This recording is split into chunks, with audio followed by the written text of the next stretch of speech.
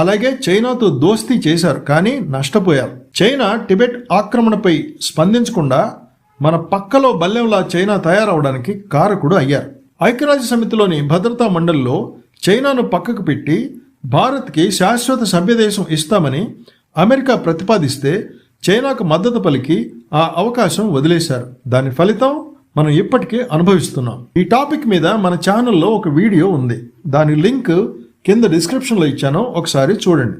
కాశ్మీర్ విషయంలో ఐక్యరాజ్య సమితికి వెళ్లి ఆ సమస్య జటిలం అవడానికి పరోక్షంగా కారకులయ్యారు. కాశ్మీర్లోని మన భూభాగానికి చెందిన అక్సాయ్ చిన్ గుండా చైనా ఒక రోడ్డు వేస్తే ఆ రోడ్డు పూర్తయ్యేంత వరకు మనకి తెలియలేదంటే చైనాని ఎంత గుడ్డిగా నమ్మారో, ఇంటెలిజెన్స్ వైఫల్యం ఏ స్థాయిలో ఉందో అర్థం చేసుకోవచ్చు. ఆ తర్వాత జరిగిన పరిణామాల్లో భాగంగా 1962లో చైనాతో జరిగిన యుద్ధంలో భారత్ ఓడిపోయింది. చైనాతో